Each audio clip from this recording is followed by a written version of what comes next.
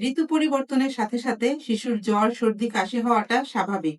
কিন্তু আপনি কি জানেন নিউমোনিয়া এখনো শিশু মৃত্যুর অন্যতম কারণ? মা-বাবারা নিউমোনিয়াকে সাধারণ সর্দি কাশি ভেবে দেরি করে ফেলে। তাই আজকের এই ভিডিওতে আমি বলবো নিউমোনিয়া কি, কেন হয়, এর লক্ষণগুলো কি, কোন ধরনের শিশুরা নিউমোনিয়া হওয়ার ঝুঁকিতে বেশি থাকে এবং এর ভ্যাকসিন নিয়ে প্রচলিত ভুল ধারণাগুলো কি কি। ভিডিওটি সেভ করে রাখুন, কারণ যেকোনো সময় এটি আপনার কাজে লাগতে পারে। নিউমোনিয়া কি? নিউমোনিয়া হলো ফুসফুসের এমন একটা অবস্থা যেখানে ফুসফুসে অক্সিজেনের বদলে তরল অথবা পুঁজে ভরে যায়, যার ফলে তীব্র কাশি, জ্বর এবং শ্বাসকষ্ট তৈরি হয়। নিউমোনিয়া কেন হয়?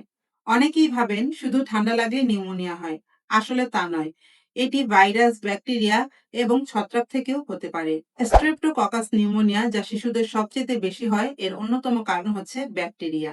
এমনকি ঘরে ধোয়া, ধুলোবালি এবং অন্য কারো থেকে ছড়িয়ে পড়া ব্যাকটেরিয়া শিশুর ফুসফুসে গিয়ে কিন্তু ইনফেকশন তৈরি করতে পারে।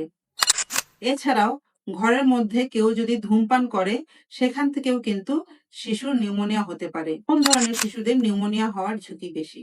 প্রিম্যাচিউর বেবি অথবা অপুষ্টিতে ভোগা শিশুরা কিন্তু নিউমোনিয়া হওয়ার ঝুঁকিতে সবচেয়ে বেশি থাকে। হাম অথবা হুপিং কাশিতে আক্রান্ত শিশুদেরও নিউমোনিয়া হওয়ার ঝুঁকি থাকে।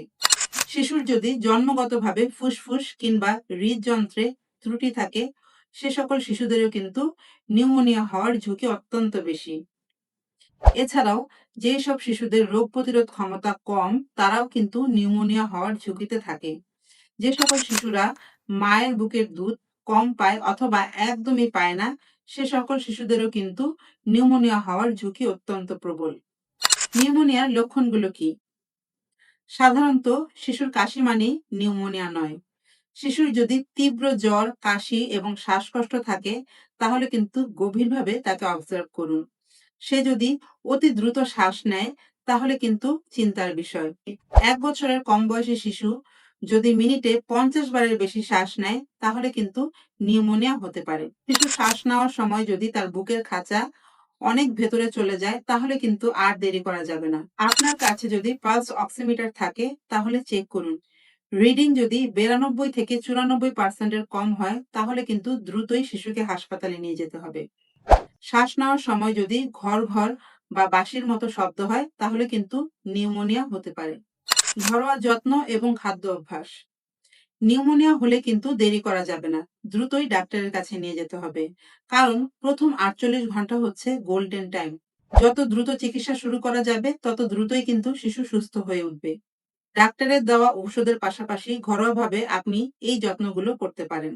শিশুর বয়স যদি ৬ মাসের কম হয়, তাহলে কিন্তু তাকে এক্সক্লুসিভলি ভাবে ব্রেস্ট ফিডিং করিয়ে যেতে হবে।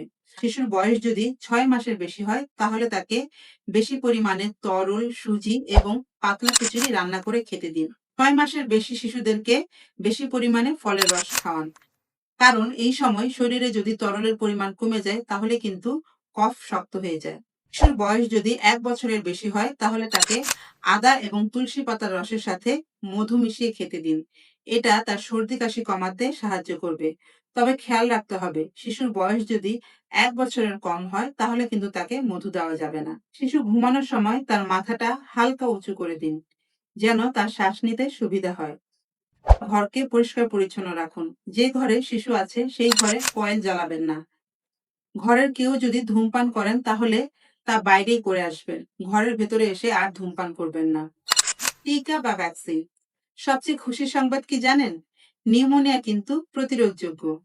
বাংলাদেশ সরকার ইপিআই শিডিউলে নিউমোনিয়ার ভ্যাকসিন দিয়ে থাকে। তাই আপনার শিশুর প্রতিটা ভ্যাকসিন দেওয়া হচ্ছে কিনা তা কিন্তু নিশ্চিত করুন। এছাড়াও শিশুর বয়স ১.৫ বছর হবার পর বুস্টার ডোজ বা ইনফ্লুয়েঞ্জা ডোজ নিয়ে ডাক্তারের সাথে পরামর্শ করুন। প্রতি বছর ফ্লু ভ্যাকসিন নিলে ভাইরাসের কারণে হওয়া নিউমোনিয়া থেকে শিশুকে কিন্তু বাঁচানো সম্ভব। আপনার একটু সচেতনতাই পারে আপনার সোনামণিকে সুস্থ রাখতে। নতুন মা-বাবাদের সাথে এই ভিডিওটি শেয়ার করুন। কারণ আপনার একটি শেয়ার হয়তো একটি শিশুর জীবন বাঁচাতে পারে। নিজে সুস্থ থাকুন, আপনার শিশুকেও সুস্থ রাখুন। আল্লাহ হাফেজ।